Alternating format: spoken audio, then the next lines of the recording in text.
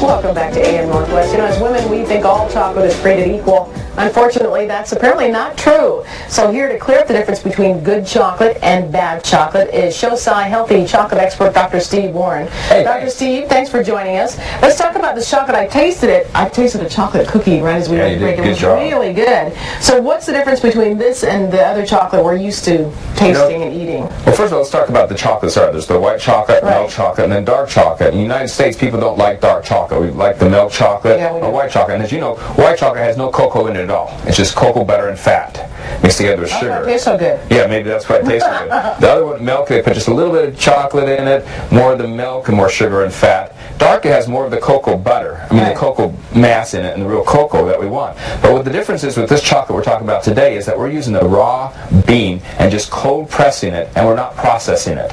A lot of the processing, called alkalization or Dutching, takes all the nutrients out of the cocoa beans. And for centuries, chocolate was used as a medicine until the Dutch started Dutching it and processing it. And then they started adding sugars and fat, and then we have today's candy, so everybody thinks that chocolate is a candy. But real cocoa beans are just cold pressed, and that's what's giving you the benefits that we're seeing now in today's studies on chocolate. So and you say diabetics can benefit from this kind of chocolate? Yeah, a study just a few weeks ago found that in diabetics taking medication, eating chocolate 3 times a day actually improved their blood vessels, decreased their blood pressure, decreased their cholesterol, and made them feel better.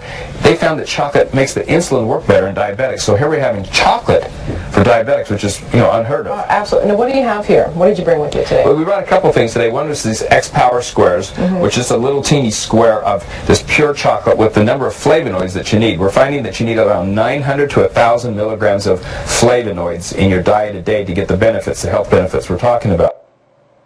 And so eating 3 of these little squares a day actually gives you that number of flavonoids that's going to give you the health with your blood pressure, help with your cholesterol, and also dental health. It even improves your teeth. Does it help you lose weight? Because that's always my big question. It is. Help you lose weight. That's the key thing, isn't it? Can you believe chocolate make you lose weight?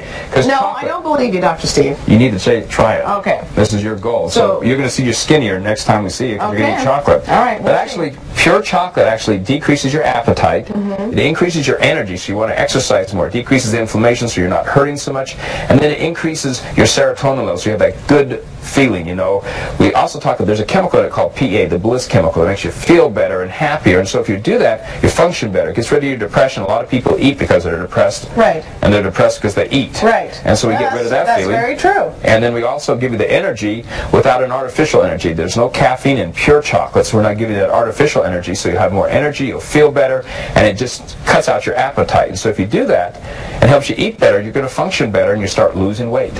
Okay, I know there's some numbers on the boxes and on the wrappers. What do those numbers mean? The numbers, there's 2 different values that we're putting on these. One is the ORAC value, and ORAC is a test the government decided to do several years ago to determine whether something's very high or very low as an antioxidant.